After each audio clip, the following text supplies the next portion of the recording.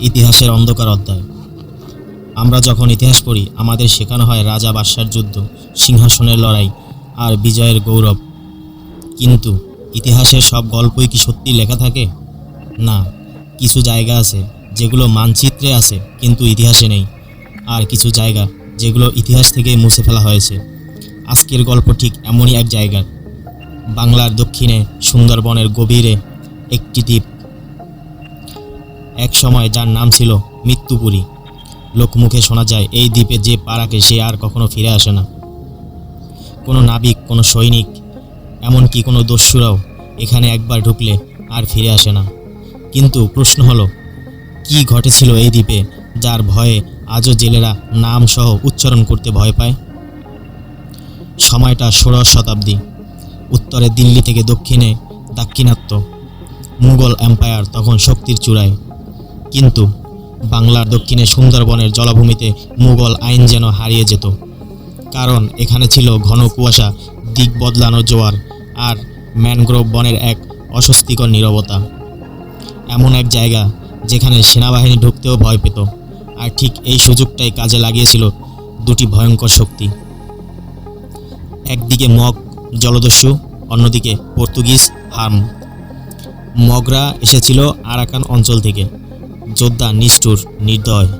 আর পর্তুগিজরা ব্যবসার নামে এসেছিল, কিন্তু কাজ ছিল দস্যুতা। এই দুই শক্তি মিলে সুন্দরবনের উপকূলকে বানিয়েছিল একটি জীবন্ত নরক। গ্রাম পুড়িয়ে দেওয়া হতো, নারী শিশুদের ধরে নিয়ে যাওয়া হতো, হাজার হাজার মানুষকে দাস হিসেবে বিক্রি করা হতো বিদেশে। তাদের প্রধান ঘাঁটি ছিল রাইঙ্গল নদীর তীরে একটি নামহীন দ্বীপ। লোকেরা বলতো ওটা অভিশপ্ত, আর দস্যুরা বলতো ওটাই সোনার দ্বীপ। কথিত ছিল এই দ্বীপের মাটির নিচে লুকিয়ে আছে অসংখ্য লুট করা ধন সম্পদ, সোনা, রূপা, মুদ্রা, গহনা, হাজার হাজার টনের সম্পদ।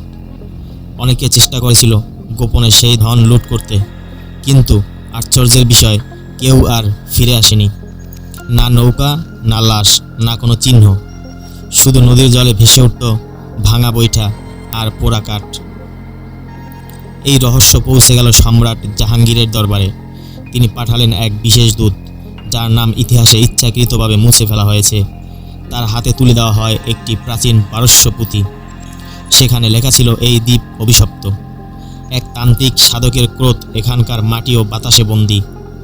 দূত জানত সে হয়তো আর ফিরবে না, তবুও সে যাত্রা শুরু করলো। নৌকা ভিড়ল দ্বীপে। হঠাৎ হাওয়া থেমে গেল, পাখিরা উড়ে পালালো, চারিদিকে নেমে এলো ঘন কুয়াশা। দস্যুরা দূতকে বন্দি করল। তারা হাসছিল, কারণ তারা অভিশাপে বিশ্বাস করত না। কিন্তু সেই রাতেই সব বদলে গেল। মাঝরাত। হঠাৎ চারদিক থেকে ভেসে এলো কান্নার শব্দ, নারী, শিশু, বৃদ্ধ, শত শত কণ্ঠ একসাথে। দস্যুরা আতঙ্কে ছুটতে লাগলো। পর্তুগিজ সর্দার রদ্রিগো হঠাৎ দেখল তার সামনে দাঁড়িয়ে আছে তার নিজের ছায়া।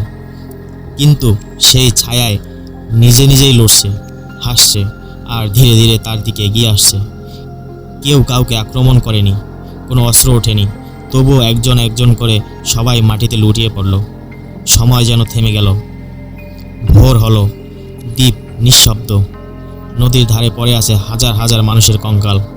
কোনো ক্ষত নেই, কোনো রক্ত নেই, কোনো যুদ্ধের চিহ্ন নেই, মুঘল দূত নেই। দ্বীপটি হয়ে গেল সম্পূর্ণ জনশূন্য। আজকের বিজ্ঞানীরা বলেন বিষাক্ত গ্যাস, মিথেন বিস্ফোরণ, অক্সিজেনের অভাব।